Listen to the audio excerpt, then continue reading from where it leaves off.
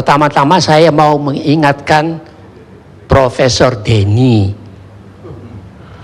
Dia kan sudah S3, jangan-jangan jadi S-teler. Pada waktu saya mulai mengajar tahun 59, Ruhut Pohan mungkin belum lahir, termasuk Denny ini. Ini kan anak-anak ingusan kemarin.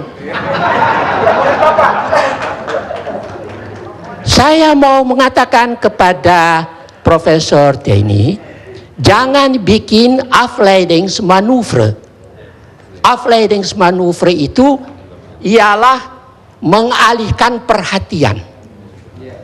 Dari zaman Pak Harto, masuk keluar penjara itu sudah biasa. Mana itu menteri yang dulu saya pernah kritik itu? Sudah tidak ada lagi itu orang. Jadi saya mau mengatakan kepada semua, jangan suka pakai nama Tuhan, pakai nama Allah, pakai nama segala macam itu. Ya. Terus ada pepatah, maaf aja saya terpaksa pakai pepatah bahasa asing. Al gaat de leugen nog zo snel, de waarheid achterhaalt hem wel. Meskipun kebohongan itu lari secepat kilat, satu waktu kebenaran itu akan mengalahkannya. Bisa tahun ini, bisa tahun 2014 atau sesudah itu, nanti kita lihat. Orang-orang seperti Benny Karman ini yang ngomongnya itu saya lihat di televisi itu, dia dengan Ruhut itu mendampingi Nasaruddin. Saya kan ikut dari dulu ngomongnya itu, ini orang-orang ini tidak punya rasa malu. Rai gedek. Nah, orang-orang ini yang tadi ngomong tuh mulutnya bau.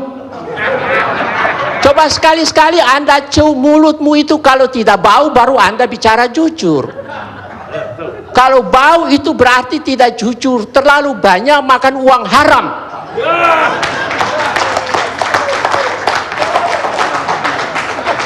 Pak Karni,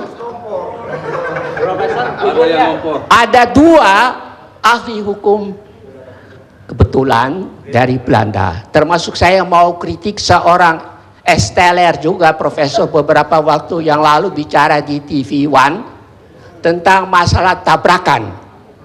Ya toh, ini polisi ini kan sudah rusak. Ya. Dua orang itu, yang satu Profesor Dr. Leo Polak dengan disertasinya setebal begini, dan yang satu tuh Herman Bianchi, seorang ahli kriminologi. Mereka menulis begini singkatnya, strafrecht is een slecht recht. Hukum pidana itu adalah hukum yang jelek. Nah, bayangkan hukum yang jelek ini kalau dipegang oleh orang yang tidak bermoral, rusaklah hukum ini. Termasuk para pengacara juga yang menyalahgunakan kepandaian mereka. Ya. Jadi bukan bulat, Pak. Dari tadi itu saya tidak tahan bau busuk. Profesor, coba sebutkan satu kebohongan yang telah kami katakan. Sebutkan satu kebohongan yang telah kami katakan. Saya bertanya kepada Anda sebagai jangan profesor. Debat saya sudah katakan pada Pak Karni, saya tidak mau debat dengan para politisi atau para politikus. Ya, berarti Anda menyebarkan kebohongan. Bukan malam ini, sejak semula. Saya kan kenal dia kan debat dengan itu, dalam itu waktu di masa-masa yang lalu itu, yang menulis buku itu tentang Gurita Cikeas itu. George. Iya. Ya toh. Anda belajar lagi lah, baru debat dengan saya. Pak Karni, ada ungkapan hoogmoed komt voor de val. Kesombongan itu berarti kejatuhan sudah dekat. Ya. Saya pikir terpaksa saya harus kemukakan mengenai masalah polisi ini, karena tadi saya dengar itu ya. Polisi ini sebetulnya tidak melindungi rakyat, malahan pagar makan tanaman. Contoh di Pamekasan, itu rumah milik seseorang Bertahun-tahun lamanya polisi tidak mau mengembalikan, meskipun Mahkamah Agung sudah memberi putusan Enkracht van Geweest, putusan mengikat. Di Medan, polisi seperti pagar makan tanaman, mengantar orang untuk mengusir si pemilik rumah. Saya berharap dua ungkapan ini didengar oleh polisi. Kapolri, ya toh, supaya atau kalau dia mau dengar, gunting kumisnya dulu, kasih baik-baik. Begini Pak, ini sudah pukul 11, ya toh. Saudara Ruhut kan masih ingat, dia pernah bilang itu saya, tapi sudah pikun, nanti saya kirim ambulans. Ayo, betul apa enggak? Nah, lalu orang tanya kepada saya tapi jawabnya apa? Saya bilang tidak perlulah, orang seperti Ruhut itu kalau saya jawab, harga diri saya jatuh. Tetapi karena didesak, termasuk harga diri saya juga jatuh kalau ini nantang saya. Si Pohan ini orang Batak kan, begitu kan.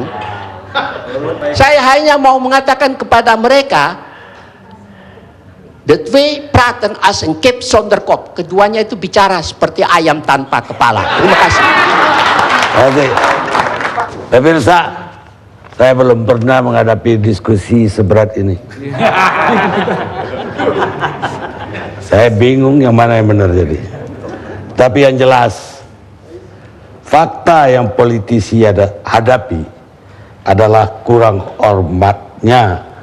kurangnya saling hormat antara para pencuri daripada semestinya, dan bukan fakta bahwa mereka adalah pencuri. Henry David Thoreau, penulis penyair Amerika, meninggal 6 Mei 1862. Kita ketemu di Indonesia Lawyers Club yang akan datang.